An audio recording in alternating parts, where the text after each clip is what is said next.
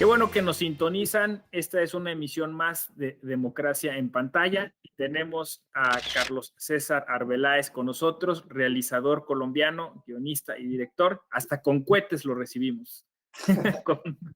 Bienvenido, Carlos.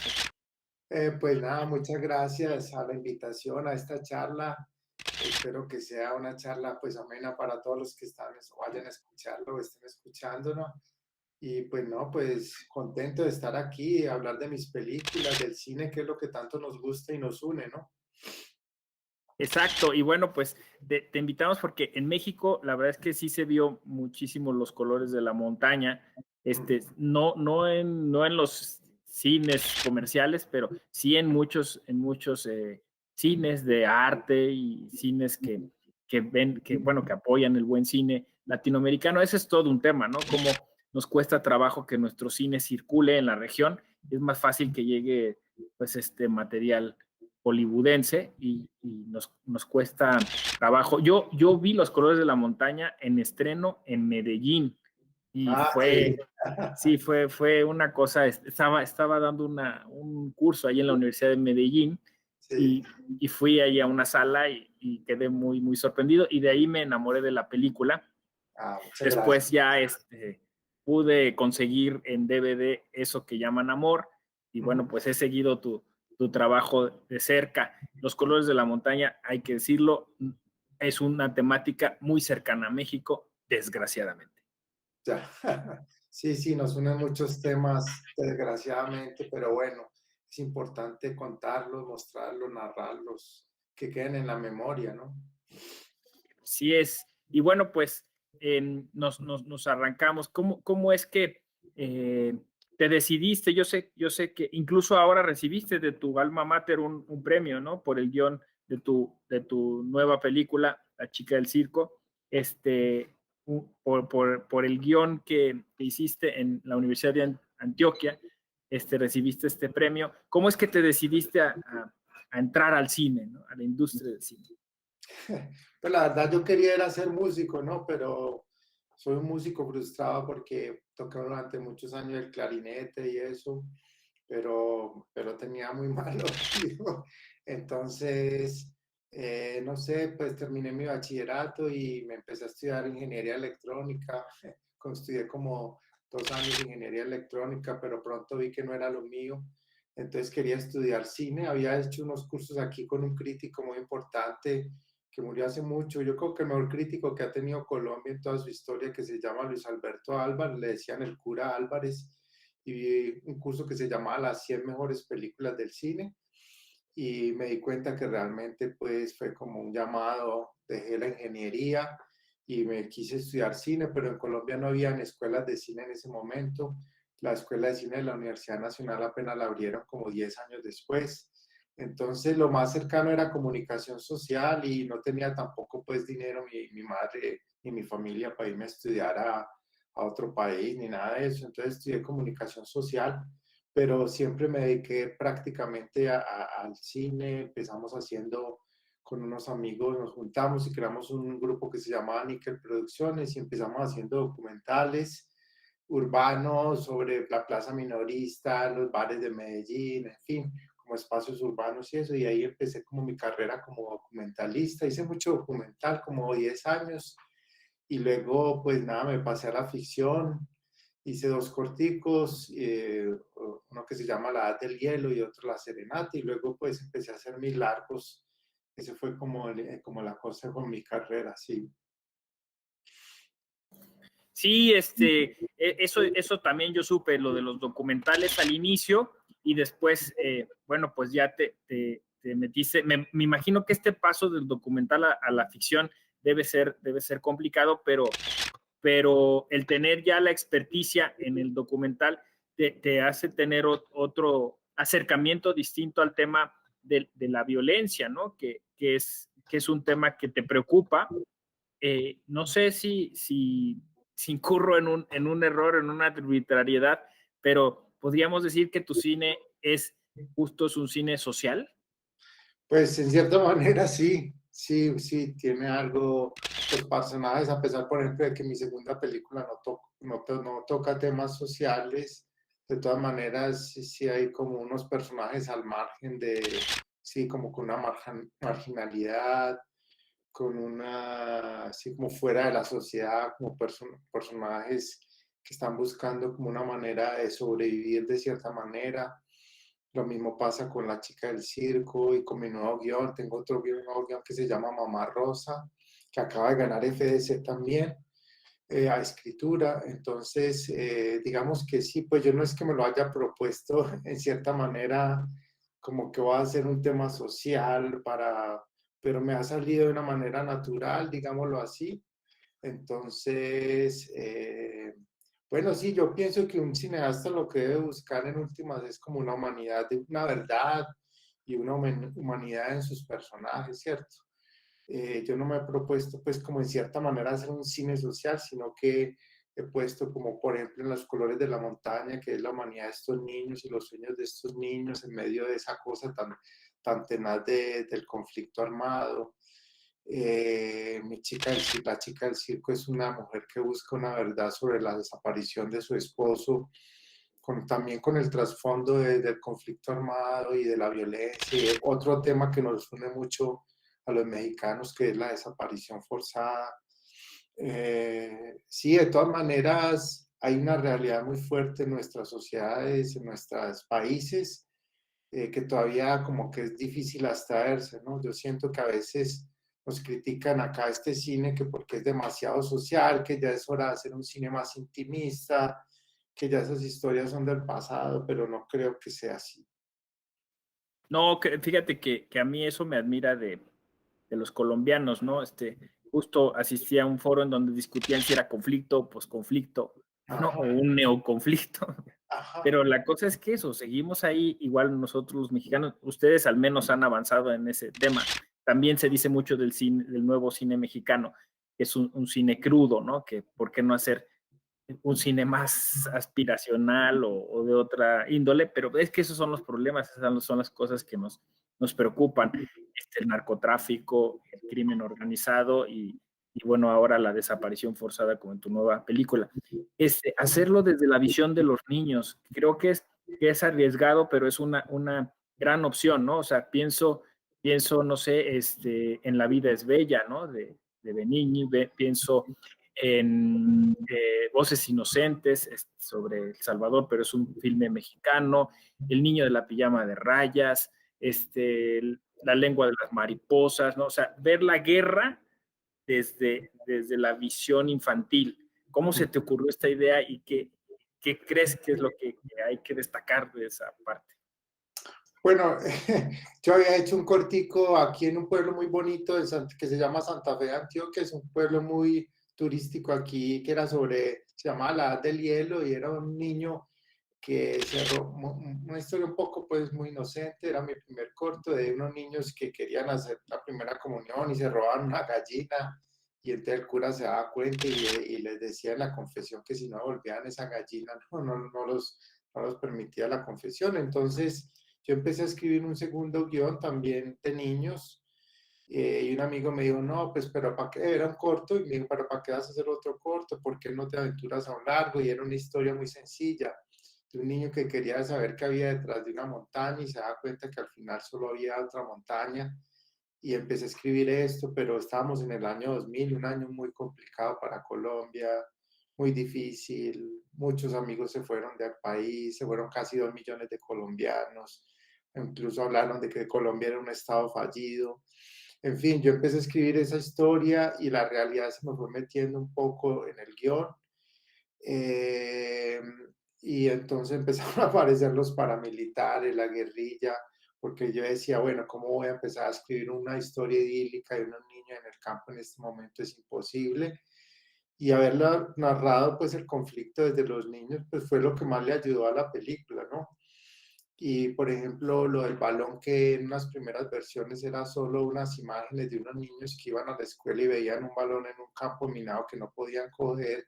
Finalmente pusimos a girar toda la historia alrededor de esa imagen, que era una imagen muy potente, y eso ayudó. La película pues tiene ingredientes muy bonitos, el fútbol que es como el lenguaje universal, una religión universal ya, los niños, sí, mira que los niños permiten dejar, por ejemplo, mucha violencia fuera de cuadro, permiten una mirada como muy, ¿cómo se dice?, crítica sobre ese mundo de los adultos.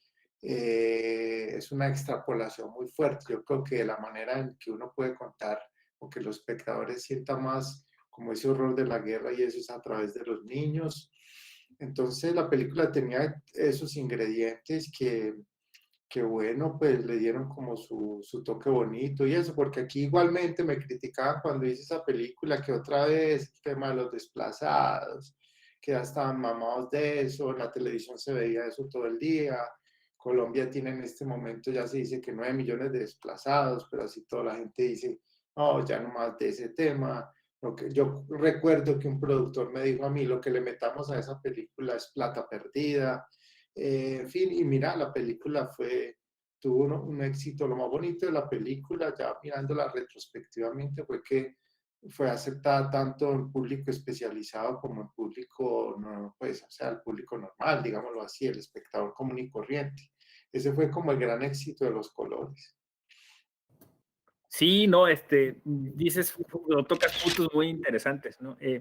Yo- justo eso, ¿no? Cómo vemos en la película que la gente huye, que corre, ¿no? Y siente uno la ansiedad, ¿no? O sea, te sitúa en el problema. Claro, la gente que vive en la ciudad luego no se preocupa de estos temas, pero sabiendo cómo la gente huye de la violencia, porque a veces no se entiende, ya llegaron, están aquí, ¿no? Están invadiendo, se están haciendo de los puestos de trabajo. Oye, sí, pero tú no sabes el origen de lo que sucedió ahí para que ellos tuvieran que venir, ¿no? Y dijiste muy bien, Estado fallido, ¿no? O sea, es Ujú. decir, no podemos presumir de Estado de Derecho, de democracia, de derechos humanos, cuando hay zonas de nuestros países que justo eso, ¿no? La violencia hace que las personas vivan al borde entre la vida y la muerte. Y lo más grave, que sean niños, ¿no? Esto que decías del campo minado es una escena tremenda, ¿no? Ellos solo quieren jugar. Esta metáfora con el fútbol es preciosa. Sí, mira, ¿qué está pasando ahora en el mundo? ¿Qué está pasando nomás en Centroamérica? ¿Qué es lo que vemos todos los días en los noticieros? 10 años después, la gente aquí huyendo de Venezuela, huyendo hacia el sur, huyendo hacia Colombia. ¿Qué están haciendo todos los nicaragüenses, los salvadoreños? Entonces, es un tema que sigue tan actual como nunca, que sigue tan actual como nunca. Y yo Exacto. acabo el año pasado de presentar la película con USAID, que tiene aquí un programa de justicia para una paz sostenible, y me tocó presentar por aquí por Zoom la película a muchas zonas donde yo no hubiera podido ir, y me dice, no, es que la película sigue siendo igual, es lo mismo que está pasando aquí, ya no hay grandes desplazamientos de no sé cuántos, pero aquí todos los días sale una familia, 2 familias, 3 familias, aquí siguen los niños sembrando coca, aquí siguen mandando tal y tal. Entonces es una cosa que me pareció triste y alegre porque la película sigue siendo tan actual como hace 10 años, una película que ya tiene 10 años, 11 años, y sigue tan actual como si lo hubiera rodado ayer, es increíble. Que es triste, ¿no? Sí, Ya deberíamos haber superado eso. sí, bastante triste, ¿no? Porque además, o sea, como dices tú, esto de las emociones, ¿no? Hay un juego de emociones porque por un lado, pues, conectas con los personajes infantiles, ¿no? Y sientes la ingenuidad, sientes, pues, esto, que ellos están en su mundo, ¿no? De juego, pero están preocupados por los adultos, por lo que les pueda pasar a sus padres, y no pueden ir a la escuela o escuchan que ya alguien de sus compañeros no fue a la escuela, y entonces empiezas a vivir esta historia, pero también es un poco desesperanzador que nuestras sociedades no se preocupen por las generaciones nuevas, ¿no? Porque son ellos los que van a seguir con esto y parece que no les estamos dejando el mejor mundo posible, ¿no? Entonces, estas escenas son maravillosas en un pequeño pueblo de Colombia, ¿no? En los, Sí se repite, ¿no? en los diálogos que he tenido pues con la película, ha surgido también, la película se hubiera podido narrar, la historia se hubiera podido narrar también desde varios puntos de vista, desde, por ejemplo, desde la profesora se hubiera podido narrar ese drama hubiera sido muy bonito porque mucha gente me ha hablado de la profesora, de todos estos maestros y maestras, supongo que sucede en México y en cualquier parte de Latinoamérica, las profesoras que se van por allá a una escuelita perdida en medio del monte a educar, que es como la única salida que tenemos a todo esto, a la pobreza y que es la educación. Y eso se hubiera sido también una película hermosa, que, bueno, por ejemplo, como Ni Uno Menos de Sang Yimou, que es muy hermosa, de una profesora que no deja o no quiere que sus alumnos, a pesar de todo, de toda la cosa difícil que viven, dejen de ir a la escuela, que una profesora que quiere que respete su espacio en la escuela como el último refugio que tienen esos niños para poder salir adelante, y eso que es el problema de la educación, que no es un problema nada menor, es un problema fundamental, ¿no? Sí, claro, la visión de la profesora que, como dices tú aquí, es pues secundario, pero es también importante, ¿no? Que ella trata de hacer todos los esfuerzos y está ahí sola, ¿no? Sola contra el Eso, viento. ajá. Sí, Y, esos profesores son unos verdaderos héroes, ¿no? Yo conocí unos de la vida real con unas historias muy tesas, con, por ejemplo, una profesora que se enamoró de ella, un paramilitar, y ella obviamente pues no quería hacerle caso y dormía ahí en la escuelita y por la noche oía caballos que venían por la noche así y ella creía que eran los militares, los paramilitares que venían a matarla o vivía en una pieza que tenía techo de zinc y encima había un árbol de guayabas y por las noches caían las guayabas y ella creía que le estaban era tirando granadas o cosas porque no, o sea, imagínate el terror de una profesora viviendo sola. Es una cosa muy bella, habría que hacer una película muy hermosa sobre estos profesores. y ya tendrías el título, se llamaría El árbol de guayabas, ¿no? Sí, pues es tremendo porque, o sea, además digamos, de hacer frente a todos los problemas económicos, financieros, de traslado, de limitaciones educativas, porque pues, no tienen todos los libros ni la infraestructura, ¿no? Además de eso, hacer cuentas con la violencia, ¿no? Y con todo esto, todo este entorno complejo, porque son distintos grupos los que se disputan el espacio y a las personas que reclutan, ¿no? Es lo que entiendo, ¿no?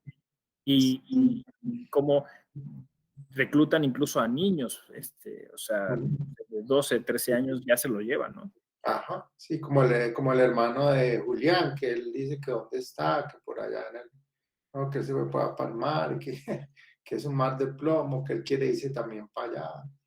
Es una cosa Sí, porque esos niños a veces no tienen, pues los engañan, les dicen que van a tener plata, y como los niños son máquinas de guerra que todavía no tienen una conciencia de lo que hacen, por eso les gustan tanto los niños, porque un niño mata y mata y no sabe realmente, o todavía no tiene estructurado su, que es bien el mal y el bien y su conciencia y lo que está haciendo, entonces les encanta llevarse a estos niños adolescentes porque son máquinas para matar, son máquinas de matar, creen que están jugando a matar gente. y justo me acordaba una película peruana, Paloma de Papel, que trata también esta temática, es terrible, o sea, que se generaliza en América Latina este reclutamiento de niños. En México se hace igual también por el tema de la violencia, algunas comunidades muy marginadas toman el encargo de la seguridad pública y también tienen que reclutar a niños pequeños que ellos dicen no tenemos otra opción, pero bueno, siempre hay opciones. Eh, y bueno, entonces estás ahora en un nuevo proyecto que también es duro, difícil, complejo, que es La chica del circo, ¿no? Sí. ¿Qué hay sobre este nuevo proyecto? Todavía, bueno, noticias llegan, pero estamos expectantes también desde Sí, México. mira, es una road movie o una canoa movie, será, yo no sé, porque es toda por el río Magdalena. Lo que pasa es que mi familia toda viene de Puerto de Río, que queda, no sé, los mexicanos es una zona que queda en Magdalena Medio, pues el río Magdalena es el río más grande que atraviesa toda Colombia, empieza por allá desde el Huila y eso. Y en Puerto de Río, que es como la zona media, es donde el río es más ancho y eso. Entonces yo me crié allá los primeros años de mi infancia y toda mi familia fue fundadora allá. Y, y entonces mi abuelo fue asesinado allá en el año 52 a los 36 años de edad porque él vio, esa era una, otra violencia, es que como nosotros vemos, hay como 80 violencias en Colombia, esa violencia era violencia bipartidista entre liberales y conservadores, y él se fue a trabajar por allá, río arriba, en un sitio que se llama Vuelta Cuña, y vio unos soldados que violaban unas niñas, y él trató de convencerlos de que no violaran esas niñas y eso, que no hicieran eso. Y cuando él ya se iba a volver para el pueblo, lo mataron para que no contaran el pueblo. Entonces, pues yo que fui criado por mi abuela, pues me tocó un poco como todo ese recuerdo, ese silencio. Yo fui criado más por mujeres, ¿no? Por mi abuela, mi madre. Y entonces yo quería narrar un poco que quiero rodar una película en Puerto de Río y ese hecho de mi abuelo yo lo usé para como idea para una nueva película porque a Alex, que es el protagonista de La chica del circo, lo matan por algo parecido. Entonces, sobre ese hecho, digamos, triste familiar, yo empecé a confeccionar, a escribir un nuevo guión que es pues de una chica que trabaja en un circo y que su esposo desaparece en medio del acto de magia, desaparece de verdad y ella empieza a buscarlo por todo el Magdalena sin entender por qué, pues no sabe por ninguna razón de por qué desapareció. Entonces se va con otro, como una especie de la Estrada de Fellini, se va con un payaso en un carrito y con su hijo pequeño que toca el tamborcito a buscarlo por todo el Magdalena Medio, a buscar la verdad sobre por qué desapareció ese mago. Y termina ahí en Puerto de Río, que yo no sé si tú sabes, Puerto de Río tiene una cosa muy particular que se ha hecho famoso en el mundo y es que el río Magdalena bajaban tanto, ya no tanto, pero en una época en que bajaban tantos muertos, dicen que Magdalena es el cementerio más grande de Colombia, que lo fueron apilando ahí, lo fueron enterrando como NNs en el cementerio. Entonces lo que hacían los habitantes era que los adoptaban. Entonces, en esas tumbas NN ponían el nombre a veces de sus propios desaparecidos, empezaban a rezarles y los convertían en santos para que les hicieran milagros a ellos.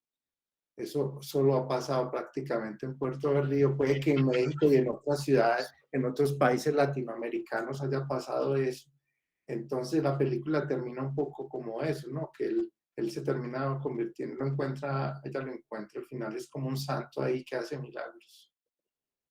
No, pues es súper interesante. Sí, justo en México, las famosas fosas clandestinas de Morelos, ¿no? Que han dado mucho de qué hablar y efectivamente, ¿no? Estos desconocidos, ¿no? Por eso les colocan el NN, que luego, bueno, madres que están buscando a sus hijos o mujeres que están buscando a sus esposos, pues llegan ahí y justo generan estas historias interesantes. Entonces, además, con esta cuestión que ha distinguido mucho a Colombia a sus narrativas, porque no es solo la literatura del realismo mágico. Sé que es un cliché, Ah, pero claro, nos interesa mucho esta parte a los latinoamericanos de, de cómo todavía hay mucha magia, ¿no? O sea, hay muchas explicaciones que recurrimos a esas explicaciones metafísicas o esotéricas, porque a veces la realidad nos parece tan dura, ¿no? Tan cruda, claro, que tenemos que generar estas narrativas, ¿no? Para explicárnosla.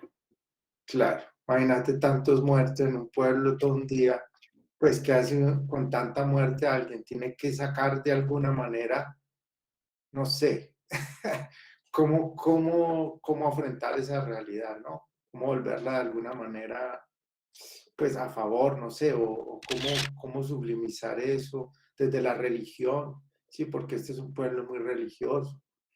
Claro, y es que además el arte es catarsis, o sea, es Ah, decir, cuando después eso se explica, se hace relato oral, tú lo retomas, lo haces un guión, termina siendo una película. Es una forma de nosotros de desahogarnos, ¿no? Claro, de sacar Y, ese dolor, ¿cierto? Y todo ese horror de la exacto, realidad. es resiliente, ¿no? Tu cine. Pues, Este, pues está súper interesante. Vamos a estar bien atentos a cuando pues ya se pueda, después de esta pandemia, ir al cine con regularidad y tener pues ya la posibilidad de ver tu nuevo material, ¿no? Y sí, y sabemos, bueno, sí, quería, dime. quería contarte que hemos armado una coproducción ahí con México también. Hay una empresa mexicana que está interesada en coproducir. Pues es un camino largo, difícil, el cine independiente en todas partes del mundo. Pero bueno, claro, no es un cine comercial, es un cine un poco más difícil, ¿cierto? Sí, lo decíamos hace un momento, ¿no?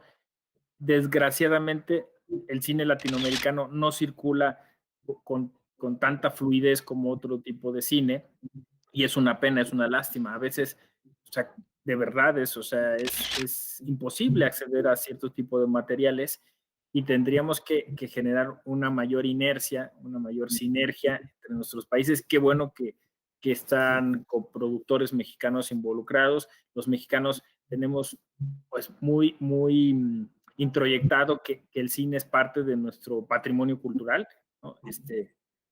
Es un país que comenzó pronto a hacer cine y que creyó que hacía buen cine, en algún momento le llamamos hasta la época de oro, y ahora estamos como con la consigna de mirar sobre todo hacia América Latina, pues